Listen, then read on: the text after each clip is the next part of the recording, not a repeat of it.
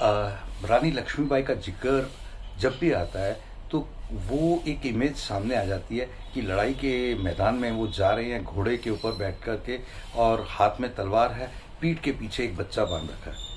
ये तस्वीर देखकर क्या मन में भाव उभरता होगा, इसी को लेकर के हम अपनी पेरेंटिंग के सेशन के बारे में आज बात करेंगे। पेरेंटिंग किस लेवल की हो कि मुसीबतों के पहाड़ के ऊपर भी चढ़ना पड़े तो अपने बच्चों की केयर आप सर्वोपरि साथ में लेकर के चलें।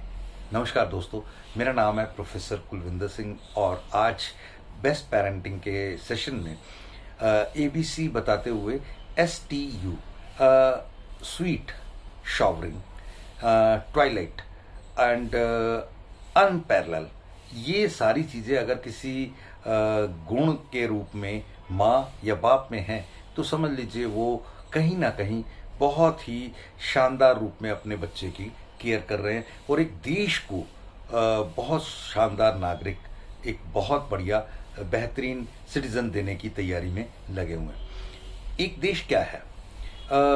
जो देश 1947 में हमारे साथ आज़ाद हुए, उसके आसपास आज़ाद हुए, वो वर्ल्ड इकोनॉमी में टॉप के 3 में हमेशा से बने रहे, चाहे वो जापान हो या अन्य अनेक कई ऐसे कंट्रीज हैं, और जीरो से स्टार्ट हुए। कहीं ना कहीं एथिकल वैल्यू बहुत ऊंची थी। हमारी एथिकल वैल्यू शुरू से ही करप्शन की तरफ जाती रही, चाहे वो नेताओं के कारण, और उसका असर हमारी आम जीवन पर, आम लोगों पर भी उसी तरीके से आता रहा।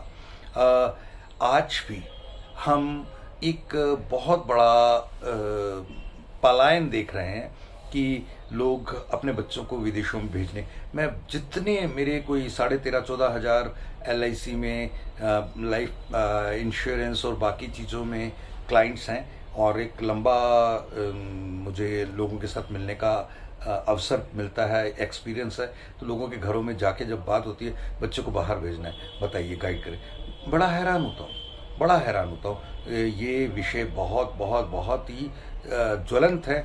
इस विषय पर हमारी टॉप अथॉरिटीज़ को भी काम करना चाहिए, अपने माँ बाप को भी काम करना चाहिए।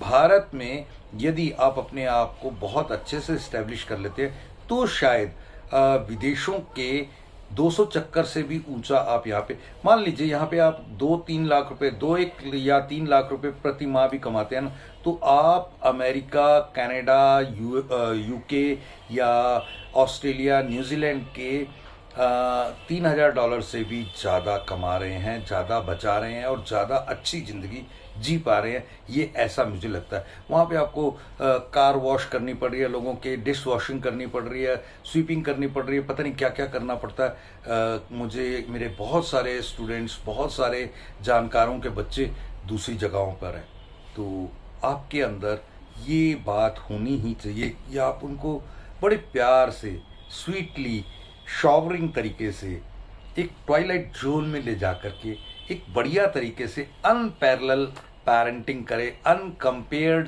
पेरेंटिंग करें, उन्हें बताएं क्या सही है क्या नहीं है। क्योंकि जो बाहर दिख रहा है ना वो सब कुछ उतना सुंदर, आप देखिए ना, आज की डेट में कितने कितने कितने माँ बाप इस इंतज़ार में है कि बच्चा कभी आए।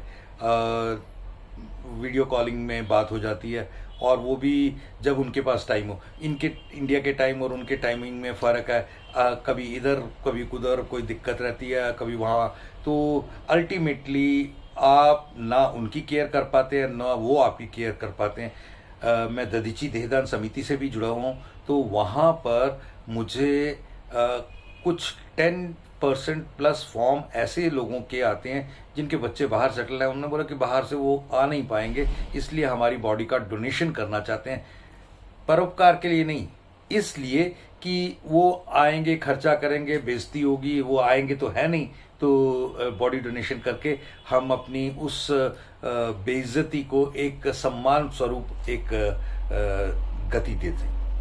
बेहद बेहद सोचनीय विषय है, इस बारे में विचार करना चाहिए। हमें अपनी पेरेंटिंग को और ज़्यादा बेटर, बेहतरीन और सुंदर करने की ज़रूरत है, जिस भी स्टेज पे आप अपने बच्चों के साथ जुड़े हुए हैं। Thank you. जय हिंद।